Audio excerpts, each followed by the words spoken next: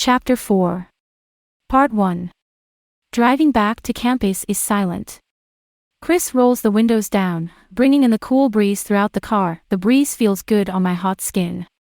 He turns up the radio and starts to tap his long fingers on the steering wheel to the beat of the music. I recognize this song, it's one of my favorites.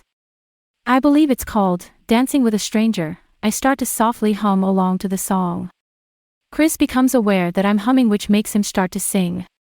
Oh gosh. Not to be mean, but he sounds terrible. Oh, come on. Sing with me, he insists. I shake my head and mouth the word no. Is he serious? He has to be kidding. Don't be shy, sing with me. Please, he begs, his lips trembling at the corners. I better just sing to shut him up. I start to sing the lyrics, really singing as my mom showed me how. I can't believe I'm singing in front of Chris. I never sang in front of anyone except for my mom, my dad, and sometimes a few of her students. Thank goodness my mom gave me lessons on how to sing properly. The car stops at a red light, and once the song finished, I turn to Chris, who is looking at me with a stunned expression and not paying attention to the streetlight. The light turns green, and if he doesn't move soon, he's going to cause an accident. The light turned green. Green means go, I cry out. He stays silent and in a daze. Someone in the back of us honks to move out of the way. Vámonos. Let's go. I yell, but he stays gawking at me. What? Look at the road, please, I say, pointing to the street. I don't like it when people stare at me. I'm sorry. But wow. How do you know how to sing like that? He stutters. My mom taught me. Well, you sounded beautiful, like a professional singer, he says as he starts to drive. I giggle. Thanks, but I won't say that. I sound okay. You do, he says like he's stating the obvious. I should record you, so you know what you sound like, he teases. No. Please don't, I say quickly. He chuckles. Okay, one of these days, I'm going to record you singing when you're not looking. Oh, you better not, I say playfully, and he laughs. That is the only time I will ever sing in front of him again. I know he'll just tease me. The rest of the drive is spent in silence, and eventually, we made it back to campus. Where is your bike located? He asks. It's not too far from where your car was parked. I give him the instructions to where my bike is located, and he drives to Commonwealth Street. When I instantly spot my bike on the rack, I shout, there it is. Do you have another class? He asks. No, I have to get to work.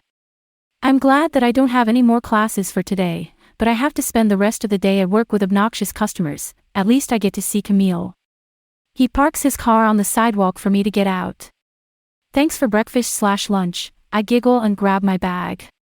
Instead of him answering me, he steps out of his car. I thought he was going to open the passenger door for me. Alternatively, he goes for my bike. He tries to unchain it, only he does not know that I locked it. That way no one will steal my bike. I laugh. It's locked, I mutter, holding up my key to show him. And why are you getting my bike?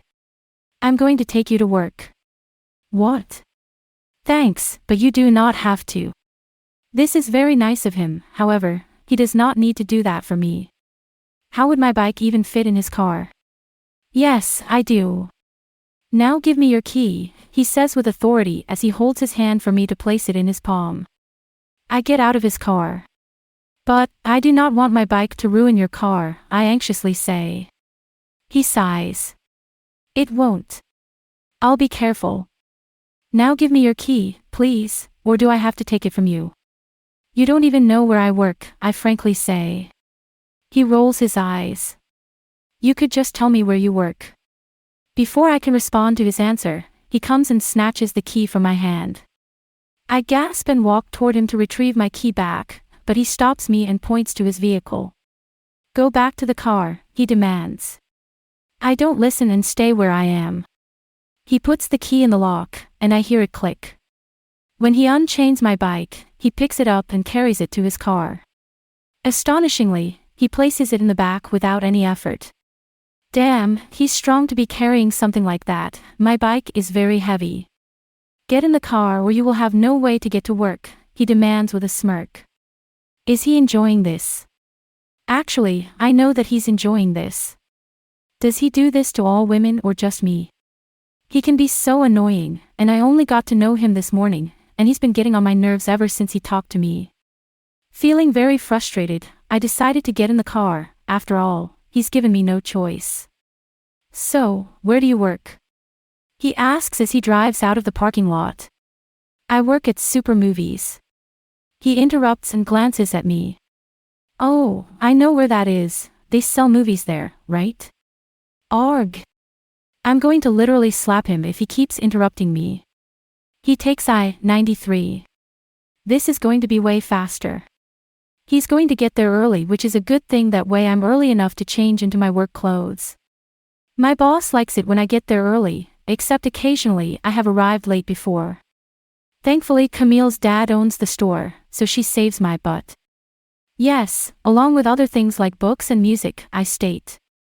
By the time I know it, I see a huge red letter sign that spells out Super Movies, and he pulls me up to the entrance.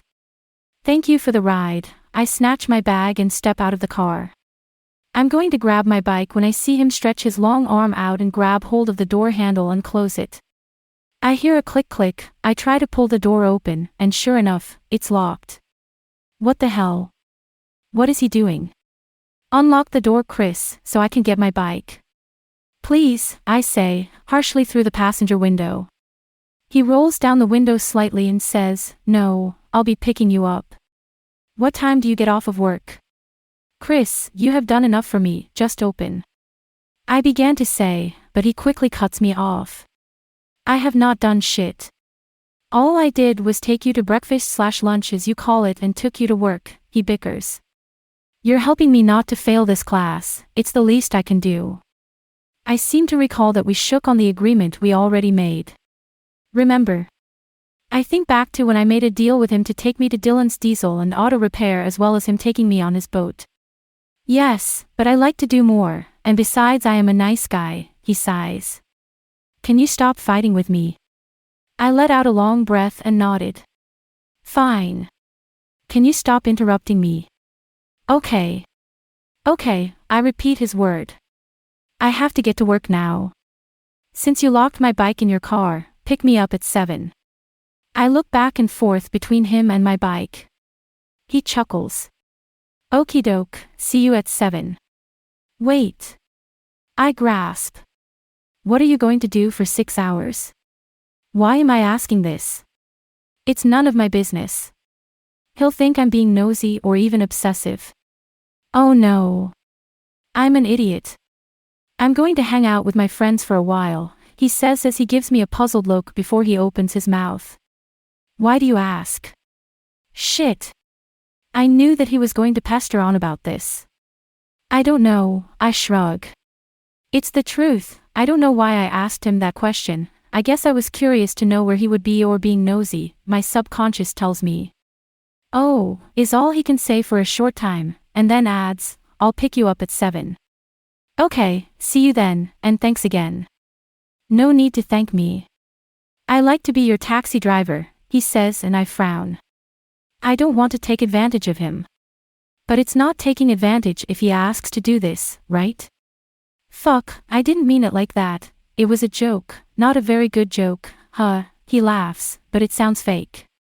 I ignore that comment. So, see you at 7. He asks, but it's more of him telling me. Okay. When I say okay, he drives off fast and makes the tires squeal as he flees. Why is he running from me? Maybe because he was worried about what he said. I have no idea. If I overthink this, then I'll get lost in the thought.